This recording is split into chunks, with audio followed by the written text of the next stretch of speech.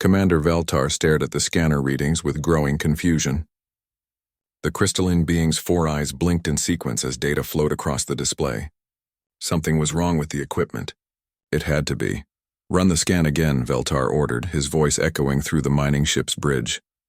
The younger officer at the controls hesitated. "Commander, we have run it 6 times already. The readings are the same." Veltar's crystal body glowed with frustration. The Zephyrian Empire had mapped this section of space centuries ago. The galactic edge was supposed to be empty, dead space. Nothing lived out here except cosmic dust and dying stars. Yet the scanners showed massive structures ahead. Not asteroids or space debris, built structures, ships, stations that were bigger than entire Zephyrian cities. "Send a message to the fleet," Veltar commanded. "Tell them we need backup." The mining ship moved closer to the strange signals. Through the view screen, Veltar could see lights in the distance. Not the cold light of stars, but warm glows that meant life, technology, civilization. This should not exist. The Zephyrian Empire controlled 1/3 of the galaxy. The Kethvar hive mind held another 1/3 with their billions of connected drones. The energy beings called Luminari claimed the rest. Between the 3 great powers, every useful star system was mapped and claimed. The outer rim was worthless. Everyone knew this. The surveys had proven it long ago. No resources worth mining. No planets that could support life. Nothing but empty space that stretched to the galaxy's edge. But the scanners did not lie. "Commander," the communications officer called out. "We are receiving a transmission." "From where?" "From them, sir." "The unknown contacts." Veltar felt his crystal matrix pulse with surprise. "They are trying to talk to us?" "Yes, sir." "The signal is strange. It is not using any known communication protocol." "Put it through." The bridge speakers crackled with static. Then a voice came through. It was rough, organic sounding, unlike the harmonic tones of Zephyrians or the collective whisper of the Kethvar. "Unknown vessel. This is Captain Sarah Mitchell of the Earth Defense Force. You have entered human space. Please state your intentions." Veltar looked around the bridge. His crew stared back with equal confusion. "Human?" Veltar whispered. "What is a human?" The voice continued. "We show you as a Zephyrian mining ship. You are far from your usual territory. Do you need assistance?" Veltar activated the communicator. "This is Commander Veltar of the Zephyrian Empire. We were conducting a survey mission. We did not know anyone lived in this region." There was a pause. Then the voice spoke again, and Veltar could hear something like amusement in it. "Well, that explains a lot. Most folks think the rim sectors are empty. We prefer it that way. Captain, would you like to meet in person? We can arrange a safe meeting." Veltar considered this. First contact with an unknown species was serious business. It required proper protocols, diplomatic approval, military support. But curiosity won over caution. "We accept your offer." Within hours, Veltar found himself aboard a shuttle heading toward one of the massive structures. As they got closer, he could see it was indeed a space station. But unlike anything in the 3 empires, Zephyrian stations were grown from living crystal, beautiful and organic. Kethvar structures were perfectly geometric, built by millions of coordinated minds. Luminari constructs were pure energy held in force fields. This human station looked almost primitive. Metal and composite materials welded together, straight lines and right angles. No elegance or beauty in the design, yet it was enormous, larger than the Zephyrian capital station, and the scanners showed dozens more scattered through the system.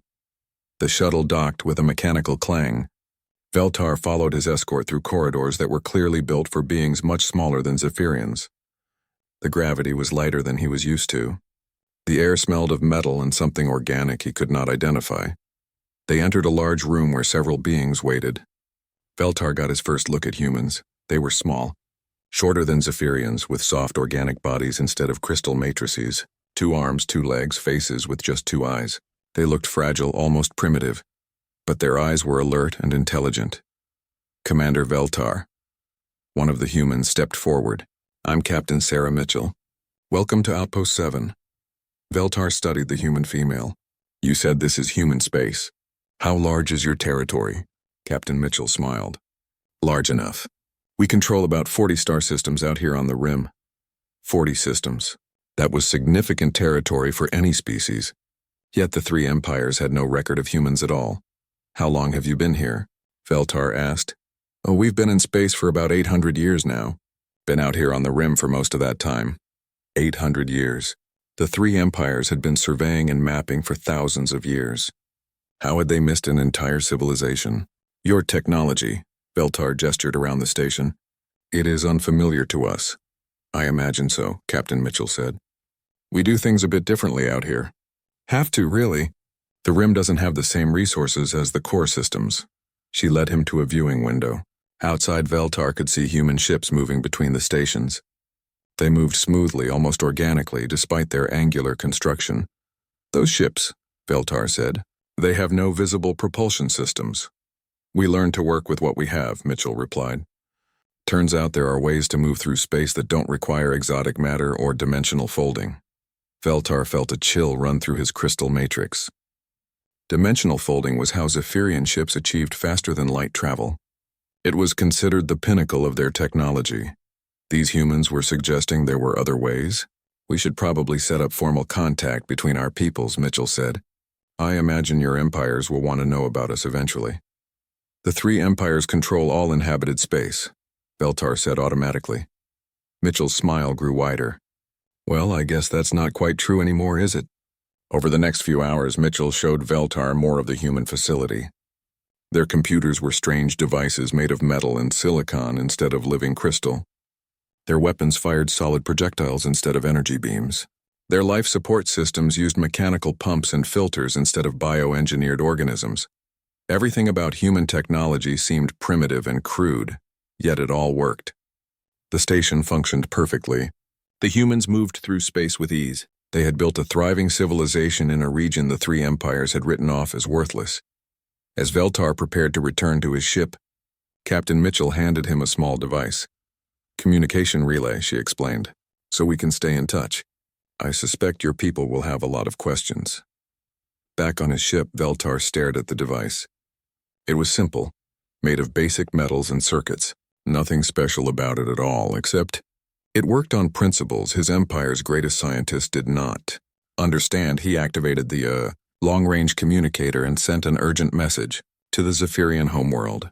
Priority transmission to the High Council. First contact achieved with unknown species calling themselves humans. They control significant territory in the outer rim sectors. Recommend immediate diplomatic and scientific mission. Veltar paused, then added one more line. Their technology appears to operate on unknown principles. Suggest extreme caution in all dealings. As his ship headed back towards Zephyrian space, Veltar looked back at the human stations growing smaller in the distance. The three great empires had divided the galaxy among themselves, but they had missed something important at the edge of the map. Something that might change everything. Dr. Sarah Chen adjusted her translator device as the alien delegation approached. 3 months had passed since Commander Veltar's first contact report reached the Galactic Empires. Now representatives from all three major powers stood on the observation deck of humanity's primary research station. Welcome to Luna Base, Chen said, gesturing toward the massive facility built into the moon's surface. We appreciate you coming all this way for formal first contact. The Zephyrian delegate, a tall crystalline being named Scholar Thexvan, glowed with curious colors.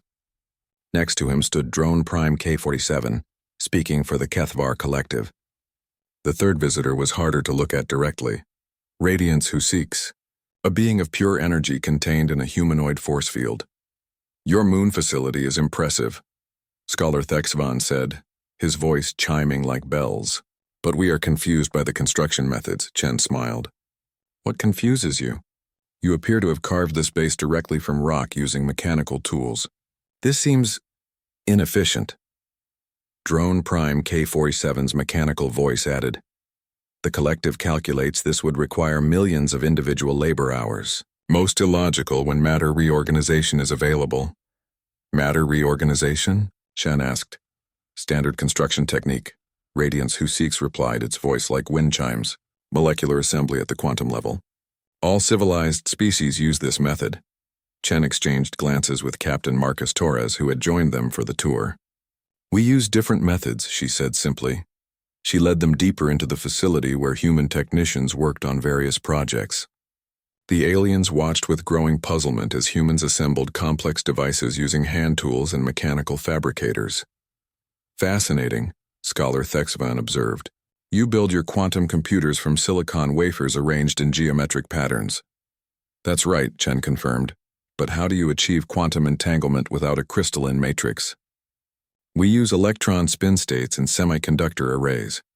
The three aliens conferred among themselves in rapid, untranslated speech. Finally, Scholar Thexvan spoke. This should not work. Quantum effects require living crystal matrices to maintain coherence. Chen picked up a tablet computer, no bigger than a book. This device has more processing power than most planetary computers in your empires. She handed it to Scholar Thexvan, who examined it with all four eyes. Impossible. The quantum decoherence alone should render this non-functional. Yet it works, Chen said. They moved to the next section where human engineers were designing a new starship. The aliens watched as teams of humans collaborated on the project, each working on different components. Where is your central coordination system? Drone Prime K-47 asked. What do you mean? Torres replied. The hive mind link that coordinates their efforts. How do they maintain perfect synchronization without shared consciousness? They communicate, Torres said. They talk to each other. Talk? Verbal communication. They exchange ideas and coordinate through discussion. The three aliens looked at each other with what humans were learning to recognize as shock. You mean they work together without being connected? Scholar Thexvan asked. That's right. But how do they prevent conflicts? Inefficiencies? Redundant efforts? Torres shrugged. They figure it out as they go. In the next laboratory, Dr. Chen introduced them to Professor Janet Liu, humanities chief physicist. Liu was working on calculations for a new faster-than-light drive. Professor Liu has been working on our latest FTL improvements, Chen explained. Radiance Who Seeks floated closer to examine Liu's work. These equations, what dimensional fold matrices are you using? We don't use dimensional folding, Liu said, not looking up from her calculations. Then how do you achieve faster-than-light travel? We manipulate local space-time curvature through controlled gravitational fields. The energy being's force field flickered with surprise. Gravitational manipulation requires enormous energy expenditures. The power requirements alone should make this impossible for organic beings. Liu finally looked up and smiled. We found some shortcuts. She showed them her calculations on a holographic display. The math was unlike anything the alien scientist had seen before. You're treating space-time as a fluid medium, Scholar Thexvan said slowly. In a way, yes. But this approach has been proven impossible. Our greatest minds have studied these principles for millennia. Maybe you were thinking about it wrong, Liu suggested. The aliens spent hours examining human technology and methods. Everything they saw violated their understanding of how advanced civilization should work. Humans used mechanical computers instead of living crystal matrices. They achieved faster-than-light travel without dimensional folding. They coordinated complex projects without hive mind consciousness. They built massive structures using crude physical labor instead of molecular assembly. Yet everything worked. Not only worked, but worked better than the aliens' own technology in many cases. The breaking point came in the flight simulator chamber. Captain Torres demonstrated a combat scenario, piloting a simulated human fighter against multiple enemy ships. The aliens watched in amazement as Torres seemed to anticipate attacks before they happened, dodge weapons fire that should have been impossible to avoid, and destroy targets with impossible accuracy. How does he predict enemy movements? Drone Prime K-47 asked. Experience, training, intuition, Chen replied. Intuition? The ability to understand something without conscious reasoning. Scholar Thexvan's crystal body dimmed with confusion. Understanding without reasoning is impossible. All knowledge must come from data analysis and logical processing. Not for humans, Chen said. Torres exited the simulator and joined them. Intuition is one of our greatest advantages, he said. We can see patterns and make connections that pure logic might miss. But how? Radiance Who Seeks asked. What mechanism allows non-logical pattern recognition? We don't know, Torres admitted. It's just something humans can do. Later that day, the alien delegates gathered in private to discuss what they had observed. These humans are impossible, Scholar Thexvan said. Their technology violates fundamental principles, Yet it functions, Drone Prime K47 replied. The collective is confused by this paradox. They achieve results through methods we consider primitive, Radiance Who Seeks added. Yet their achievements match or exceed our own. Scholar Thexvon accessed his portable crystal matrix, reviewing the day's data. Their quantum computers should not work. Their FTL drives should not function. Their coordination methods should result in chaos. Perhaps, Drone Prime K47 suggested, we have misunderstood something fundamental about the universe. Impossible. The three empires have studied physical laws for thousands of years. Then how do you explain the humans? The question hung in the air unanswered. Radiance Who Seeks finally spoke. I believe we must consider a disturbing possibility. These humans may have discovered principles of reality that our civilizations have overlooked. Such as? I do not know. That is what makes it disturbing. Scholar Thexvon processed this information. If humans possess knowledge unknown to our empires, then they represent either a great opportunity, Drone Prime K47 finished, or a great threat. As the alien delegates prepared their reports for their respective governments, none of them noticed the small human device quietly recording their conversation from its position on the conference table. Dr. Chen received the recording later that evening. She listened to it twice, then activated a secure communication channel. Atlas, she said to the artificial intelligence that helped coordinate human civilization, I think we need to accelerate our defensive preparations. Agreed, Dr. Chen, the AI replied. Based on their reaction patterns, there is a 73% probability that at least one of the empires will view us as a threat requiring elimination. How long do we have? Unknown, but I recommend we prepare for the worst-case scenario. Chen looked out the window at Earth hanging in space below the lunar facility. Humanity had spent centuries building their civilization in secret at the galaxy's edge. Now the secret was out, and not everyone would be happy about it. Admiral Korath floated in the central command chamber of the Luminari battle station, his energy form pulsing with agitation. Around him, holographic displays showed the reports from the human first contact mission. This cannot be allowed to continue, he declared to the assembled War Council. General Zixara, a massive Kethvar drone body, spoke with the voice of a billion connected minds. The collective agrees. These humans represent an unknown variable that threatens galactic stability. Fleet Commander Yelvan of the Zephyrian Empire added his harmonic voice to the discussion. Their technology operates on principles we do not understand. This makes them unpredictable. Admiral Korath reviewed the data again. Human computers that worked without crystal matrices. FTL drives that ignored dimensional physics. Weapons that relied on primitive kinetic force yet proved remarkably effective. Worse than unpredictable, Korath said. They are proof that our understanding of the universe is incomplete. For 3,000 years, the three great empires had maintained careful balance. Each possessed technologies the others could understand, even if they could not replicate them. Wars were fought within known parameters. Diplomacy followed established patterns. The humans changed everything. If word spreads that there are alternative approaches to technology, General Zixara observed, it could destabilize our entire civilizations. Lesser species might begin to question our authority, Fleet Commander Yelvan added. They might seek these human techniques instead of accepting our technological guidance. Admiral Korath made his decision. Then the humans must be brought under control before they can spread their influence. Control or elimination? General Zixara asked. We will offer them the choice to join the Galactic Order peacefully. If they refuse, Korath's energy form flared brighter. Then we eliminate the threat. Plans were made quickly. Each empire would contribute ships to a joint fleet. The largest military force in galactic history would demonstrate overwhelming power to these edge-dwelling primitives. How many ships? Fleet Commander Yelvan asked. All of them.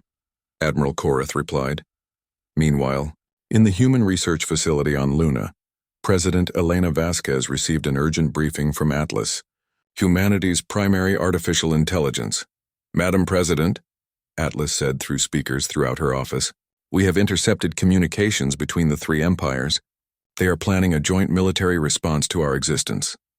Vasquez set down her coffee and focused on the holographic display showing intercepted alien transmissions. What kind of response? Complete. Admiral Korath of the Luminari is assembling every available warship from all three empires. Conservative estimates suggest 15,000 capital ships, supported by over 100,000 smaller vessels. Vasquez felt her stomach sink. That's their entire combined fleet, correct? They view us as an existential threat to their civilizations. Are we? Atlas paused for exactly 1 second. An eternity for an artificial intelligence. In the long term, yes. Our technological approaches could indeed undermine their authority over lesser species. But we have never intended to spread our knowledge aggressively. Intent may not matter now, Vasquez said. She activated the Emergency Council communication system. Get me Dr. Chen, Captain Torres, and General Harrison immediately. Within minutes, humanity's leadership gathered in the secure conference room. Atlas projected the intelligence data for everyone to review. 15,000 capital ships, General Harrison said grimly. Even with our advantages, those are impossible odds. Unless we use the full capabilities of our position, Dr. Chen suggested. Meaning? President Vasquez asked. Chen activated a new holographic display showing the galaxy's spiral structure. Atlas, show them what we've discovered about galactic mechanics. The AI's synthetic voice filled the room.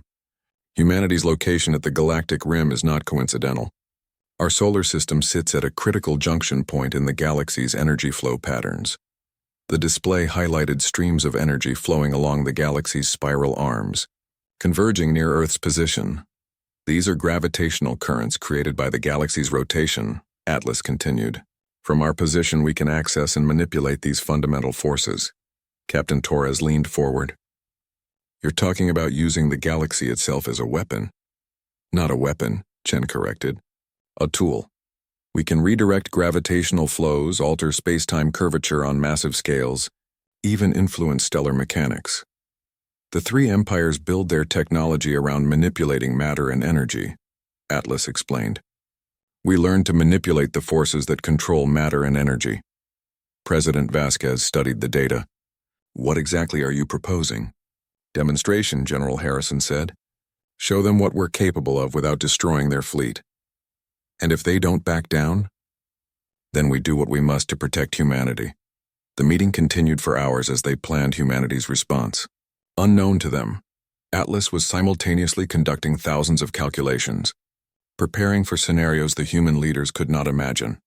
3 weeks later, Admiral Korath's massive fleet assembled at the edge of human space.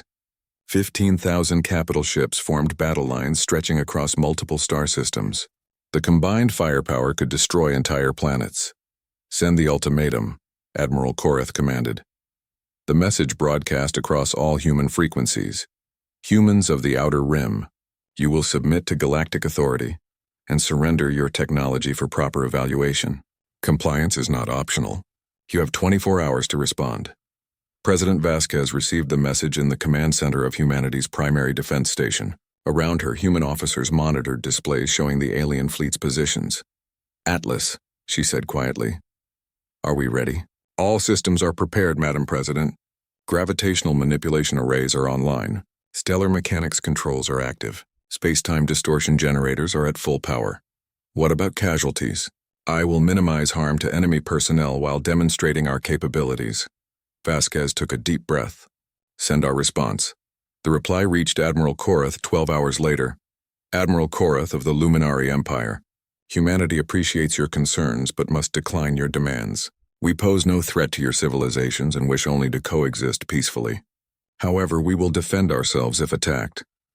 Admiral Korath's energy form flared with anger. Primitives dare to refuse us? Begin the attack. The first wave of alien ships moved toward human space, weapons charging for bombardment. They expected minimal resistance from a species using primitive technology. Instead, they encountered something impossible.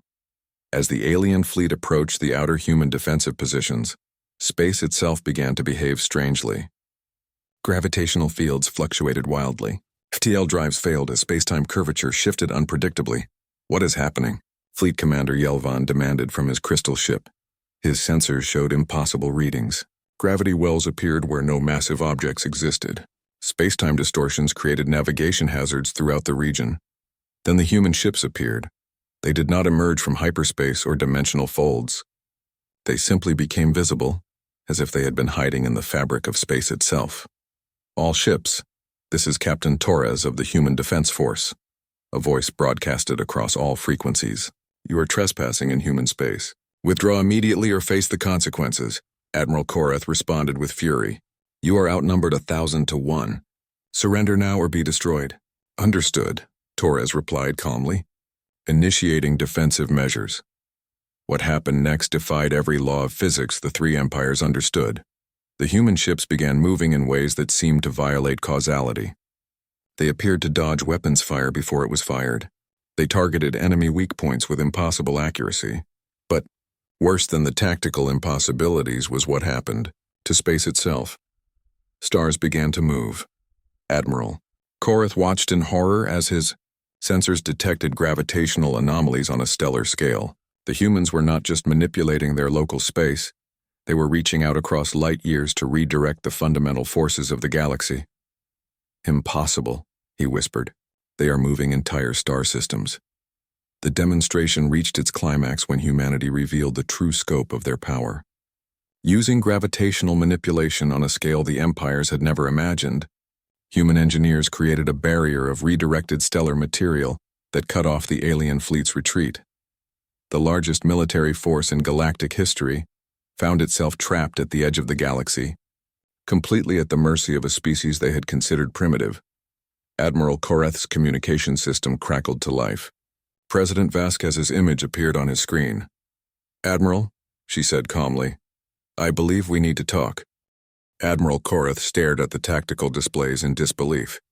His magnificent fleet, 15,000 of the galaxy's most powerful warships, hung motionless in space, their engines useless against the gravitational fields humanity had created around them. Status report, he demanded, his energy form flickering with frustration.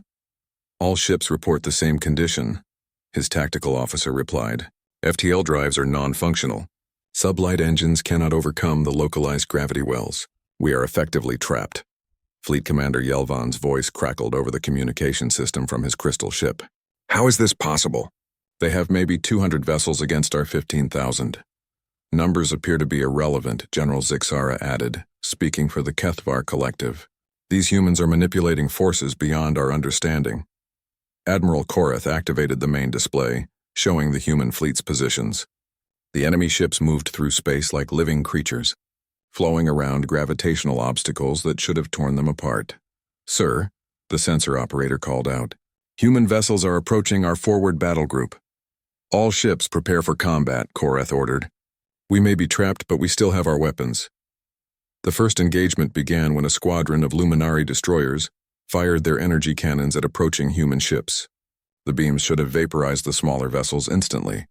Instead, the human ships seemed to bend around the energy blasts. They moved in impossible curves, their trajectories defying Newton's laws of motion. Direct hit confirmed, the weapons officer reported. Target should be destroyed. But the human ship continued its approach completely undamaged. Impossible, Admiral Korath whispered. Scan that vessel. How did it survive? The detailed scans revealed something that shook him to his core. The human ship had not survived the energy blast. It had redirected it. The exotic energy had been channeled through the ship's hull and dispersed harmlessly into space. They are using our own weapons against us, he realized. Captain Marcus Torres watched the alien fleet's confusion from the bridge of his command ship. His vessel was a third the size of the smallest enemy destroyer, yet it moved through their formations like they were standing still. Atlas, he said to the AI system, are you monitoring their communications? Yes, Captain. Admiral Korath appears to be experiencing significant distress. Their tactical doctrines cannot account for our capabilities. Any signs they're ready to surrender? Not yet. Recommend continued demonstration of superiority without lethal force. Torres nodded. All ships continue evasive maneuvers. Show them what we can do, but don't destroy anything yet. The human fleet began a display that would become legendary in galactic history. Ships that should have been tiny specks against the massive alien vessels danced between capital ships like minnows among whales. A human fighter pilot named Lieutenant Sarah Kim found herself facing a Zephyrian battlecruiser that outmassed her ship by a factor of 10,000.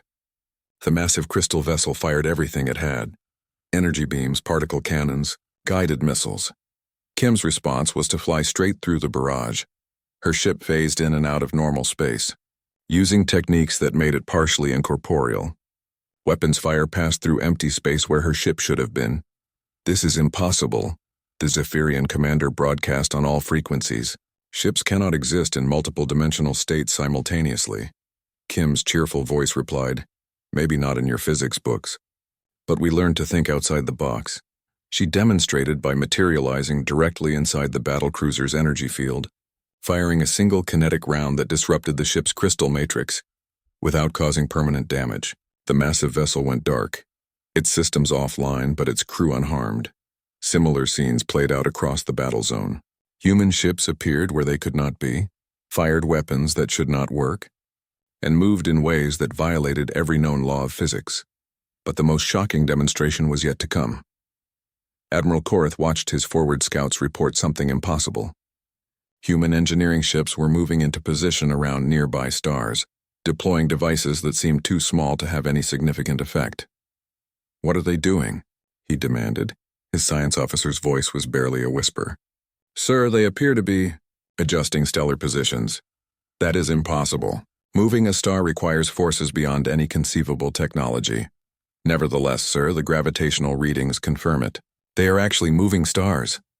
The display showed what the three empires' greatest scientists had declared impossible. Humanity was reaching out across light years of space, grasping the fundamental forces that governed stellar mechanics, and gently pushing entire solar systems into new positions. It was not violent or destructive. The humans moved stars the way a gardener might rearrange flowers, with careful precision and artistic grace, but the message was clear. Any species that could relocate, stars could easily destroy fleets. Admiral Korath felt something he had never experienced before. Fear. "Open a communication channel to the human command ship," he ordered. President Vasquez appeared on his screen, sitting calmly in what looked like a simple conference room. No massive command center, no banks of crystal matrices or energy fields, just a human leader in a plain room. "Admiral Korath," she said politely, "I hope you're beginning to understand our capabilities." "You move stars," Korath said, his voice barely controlled. "This should be impossible." "Many things are impossible until someone figures out how to do them," Vasquez replied. "We've had a long time to study the universe from out here on the rim." "What do you want?" "The same thing we've always wanted. To be left alone to live our lives in peace." Admiral Korath gestured at his trapped fleet. "And if we refuse?" Vasquez's expression remained calm. "Then you'll discover what else we've learned during our centuries of isolation." "You would destroy us?" "We would defend ourselves." "But Admiral, look around you. Your ships are intact. Your crews are unharmed. We could have destroyed your entire fleet in the first minutes of engagement, but we chose not to." "Why?" "Because we're not conquerors. We're gardeners."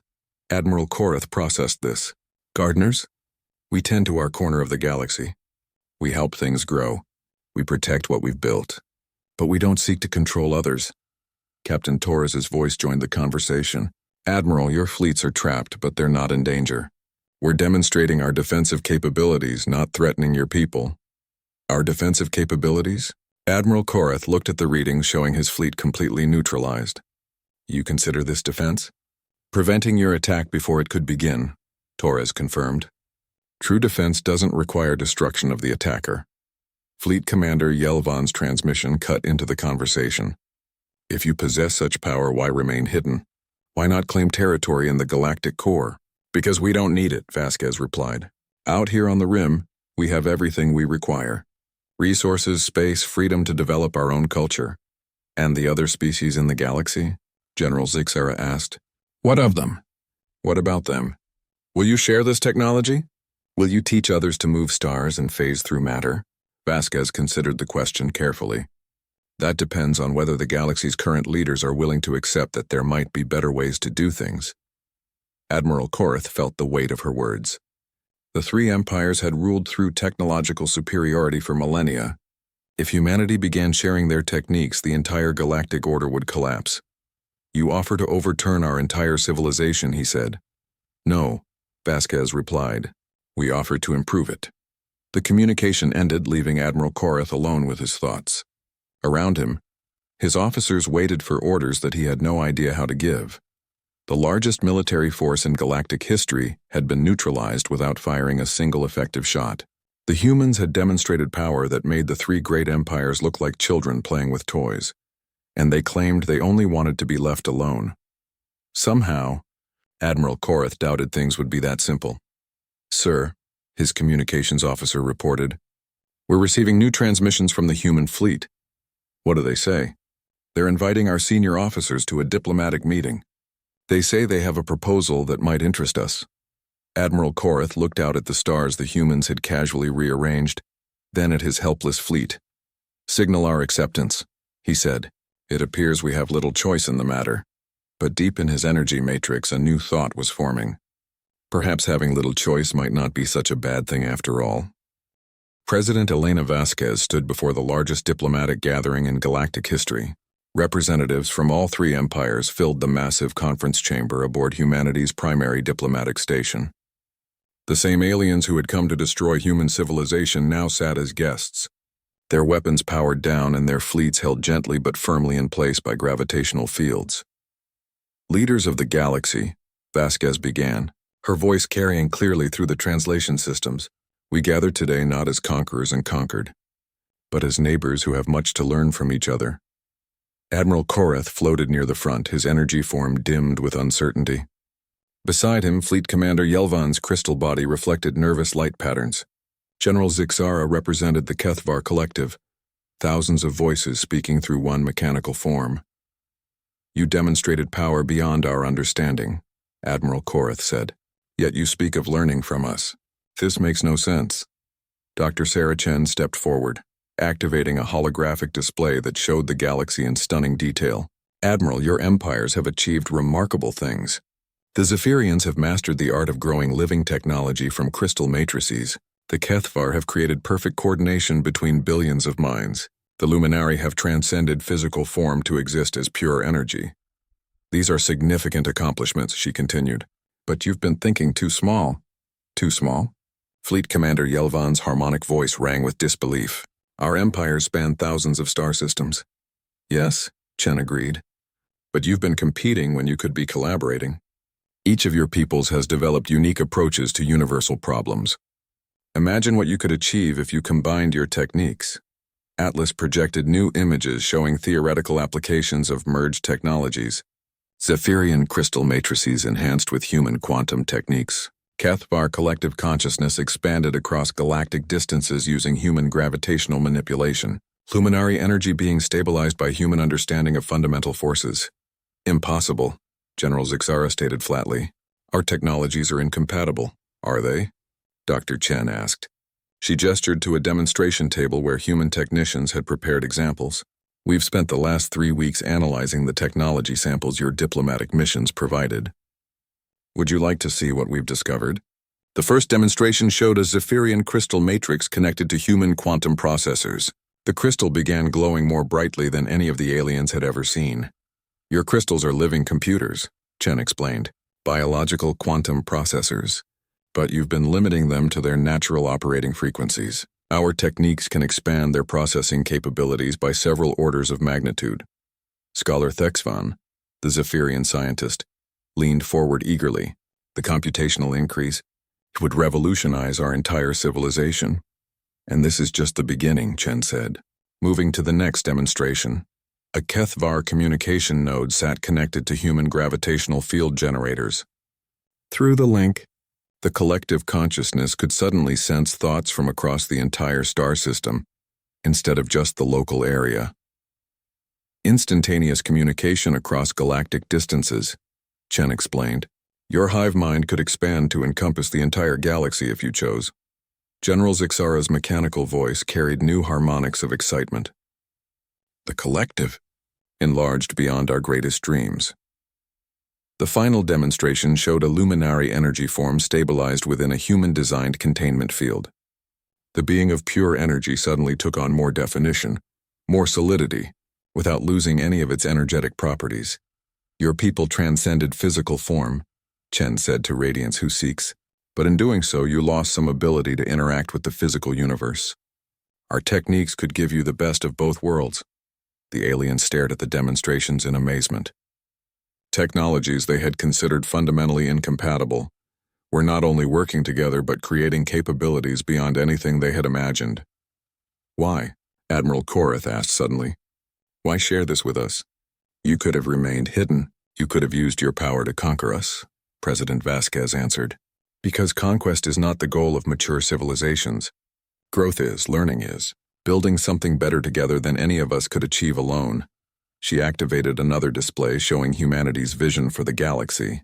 We call it the Galactic Cooperative, not an empire ruled by one species, but a partnership where each civilization contributes its unique strengths.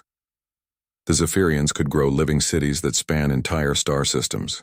The Kethvar could coordinate projects requiring perfect synchronization across thousands of worlds. The Luminari could explore regions of space too dangerous for physical beings. And humanity. She paused, smiling. We could help everyone reach their full potential. Captain Torres joined the presentation. We've learned something important during our centuries of isolation. The universe is vast enough for everyone. There's no need to fight over resources when you can create them. No need to compete when collaboration produces better results. But the balance of power, Fleet Commander Yelvan protested. Our civilizations have maintained stability through careful equilibrium. This would change everything. Yes, Vasquez agreed. It would make everything better. Admiral Korath floated silently for long moments, processing the implications. You propose to overturn the natural order of the galaxy.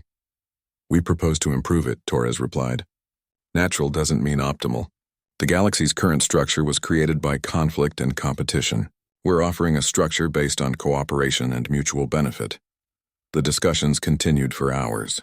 Representatives from each empire raised concerns, asked questions, and gradually began to understand the scope of what humanity was offering. Scholar Thexavan was the first to speak for his people. The Zephyrian Empire is interested in this cooperative arrangement.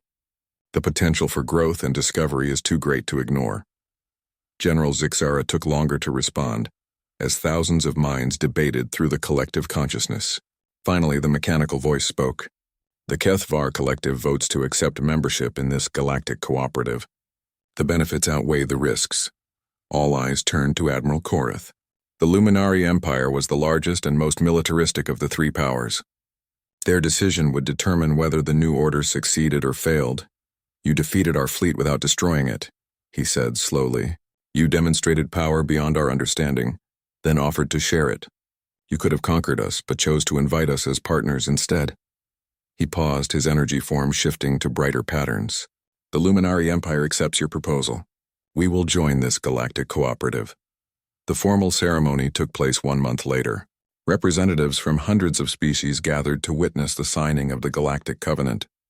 Not just the three great empires, but all the lesser civilizations that had lived under their rule. President Vasquez stood at the central podium, holding a simple document that would reshape galactic civilization.